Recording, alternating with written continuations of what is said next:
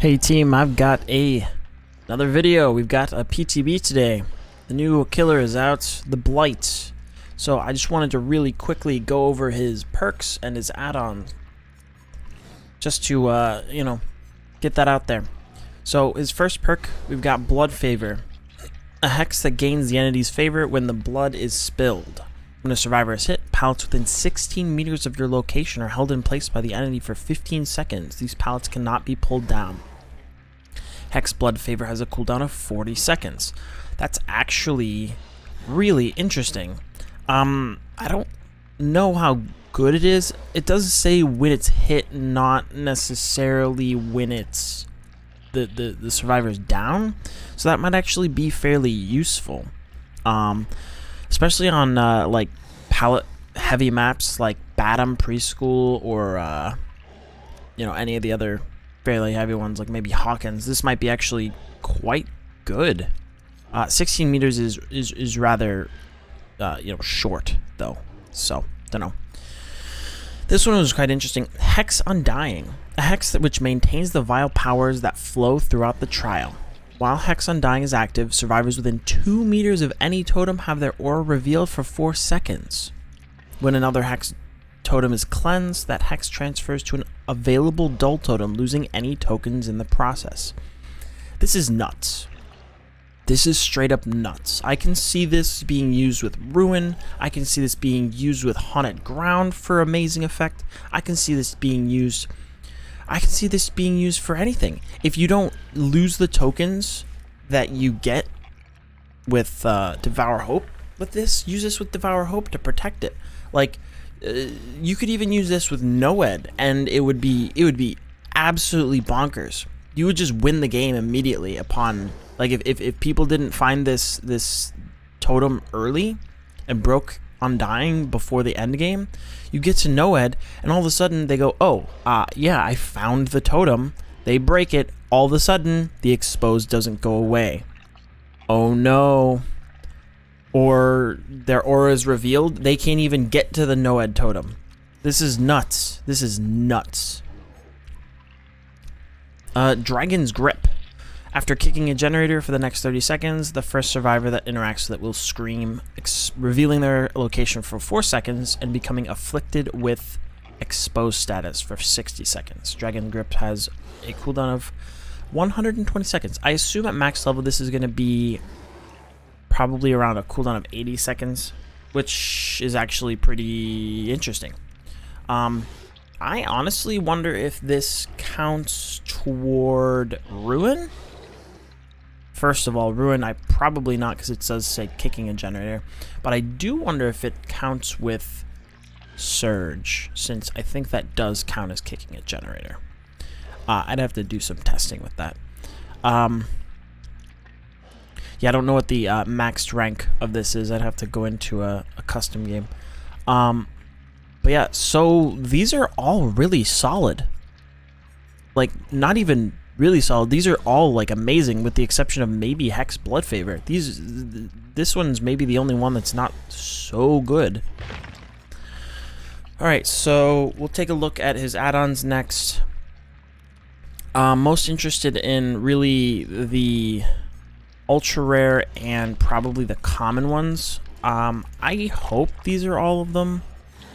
I spent quite a few blood points, so hopefully these are all of them. I think the rest of them are pretty much just like minor increases, moderate increases, etc. Anyway, on with it.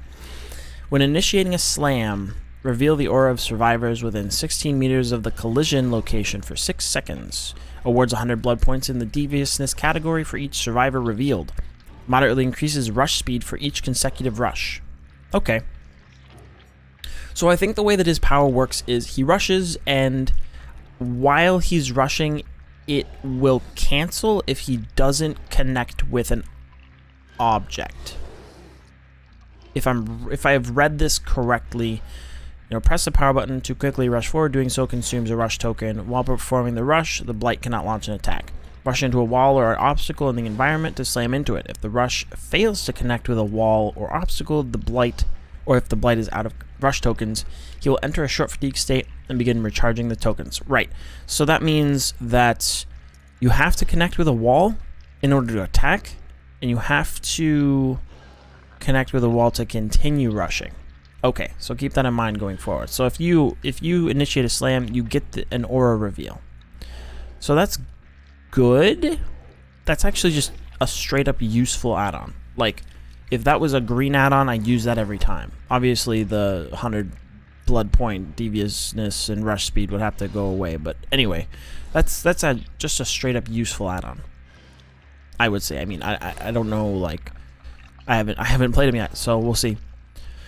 Iridescent Blight tag, glass-like laboratory tag molded from the fog itself, either a gift from the enemy or a cruel jest to tag the Blight as he once did to others. Upon using all rush tokens, your last lethal rush will put survivors into the dying state. Interesting. Just from the small amount of gameplay that I watched, it's quite difficult to use up all of your tokens as they recharge pretty quickly, much less, you know, aim it for the last one. But I bet you could probably use this for something.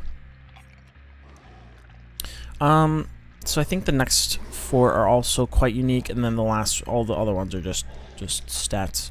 Considerably increases the speed at which tokens regenerate. Okay. Decreases the amount of available rush tokens by 1. Okay, so you could possibly use this in combination with this, since you have less tokens. So that might be okay. Yeah, I can see that. Obviously, we're going to have to go in and check it, but yeah. Any survivor within 16 meters of a slam will suffer from the hindered status for 3 seconds. All right. Yeah, I mean, that seems... If you get close in a slam, you know, it's hindered, and then you can bounce off of a wall and hit them with the hindered. I'm pretty sure hindered is only like 6% or something, so it's not like a huge amount, but it might be enough, you know. Summoning Stone. Hitting a survivor with a lethal rush will call upon the entity to block pallets within 16-meter radius of your location for 12 seconds. Oh, so that's basically Blood Favor, like a smaller form of Blood Favor, but in a add-on. Alright. Vigo's Journal. Gain the undetectable status while rushing. Okay. Alright, so increase the speed at which tokens regenerate, similar to this. Rush speed for each consecutive rush, similar to this. Plague Bile, amount of tokens by 1. Okay. Increases slam duration. I'm not sure what that is. Considerably increases slam duration. Odd, but alright. Considerably increases turn rate while rushing. Okay. Moderately increases slam duration. Yeah, I don't know what these slam duration ones are. Like, obviously we'd have to really go in and do some testing. And moderately increases rush speed. Okay. Moderately increases turn rate while rushing. Increases speed with rush tokens regenerate. Okay. Shredded Notes. Moderately increases recovery speed after a rush. Okay. Displays the target location of a slam. Automatically face the nearest survivor after a slam. This might... Wow. Wow, that's amazing. Wow, that could be amazing. Wow. I'm gonna have to test this. That could be either really terrible due to auto aim. It might target them through a wall and then you just like ping pong off of a wall. But like, if this just targets something, wow, that could be really good. Compound 7 slightly increases the turn rate during a rush. Okay, that's just another stat. Increases rush speed. Slightly increases recovery speed after a rush. That's the only one that's really unique. That could be really good. Wow. There are also more things to look at in here. So let's see if they're actually in here. Yeah. Blueprints. Reveals the aura of the basement. Hooks for you for 20 seconds at the start of the spawn. Tremendously increases the chance of spawning the basement in the killer shack if the map has a killer shack. Alright. Tremendously increases. So these are... The The two gray ones increase the killer shack in the basement in the killer shack. Sacrificial ward, reject all offerings that alter the chance to be sent to a specific realm. I can see killers using that like crazy. There are other ones I could have sworn. Oh, here we go. Reveal the aura of the basement hooks to you for 20 seconds. At the start of spawn, increase the chance that the spawning basement in the main building, if the map has a main building. Tremendously increases the chance of spawning the hatch in the main building. So this is a hatch. This is a basement. Spawning the basement and spawning the hatch. Okay. So I can see survivors using the spawning the hatch in the killer shack if, like, they run like a key, and then instead of running a map to look for it, they just have to run the annotated blueprint, right? So yeah, that's, or you know, the torn blueprint, or Vigo's blueprint, whichever one is the hatch spawning one. I can see killers running bloodied blueprint specifically for the killer shack on somebody like Trapper. I can see that being really strong for Trapper or Huntress or Hag. Somebody with like a really strong basement game. Yeah, that would be kind of nuts. So I'll real quick go over our boy Felix Richter, handsome German. His perks. I'll just go into the character info. You've got Visionary, which is essentially bond with generators. And it goes away whenever a generator is completed. Simple. Good for beginners. I like it. It's really great. Desperate measures. You refuse to fail even during your darkest hour. For each injured, hooked, or dying survivor, increase the speed of your healing and unhook actions by 10%. I think this is actually really good. I might use this. Honestly, it's basically like a mini will make it, but with unhooking speed. Which I think is actually kind of important because you could essentially unhook really fast in front of a killer with like a charge up or a killer that's coming back, and then you can get away faster.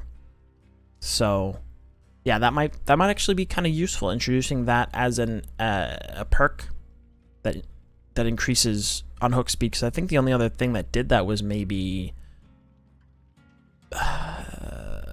like one of the perks that nobody uses that only activates during endgame, and then also maybe Spine Chill, but only by like a tiny amount. This is like 30-40% potentially. So built to last. This is something that I'm very, very interested in as somebody who loots items a lot.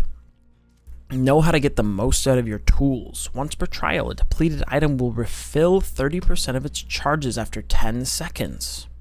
Use that with like a commodious toolbox. Use that with a purple med kit. Oh my goodness. That could be spectacular. So, all right. Well, that is it for the new patch's interesting bits. I'm gonna play a few games as our boy here, and yeah, so check back in a bit for that, and see you guys later.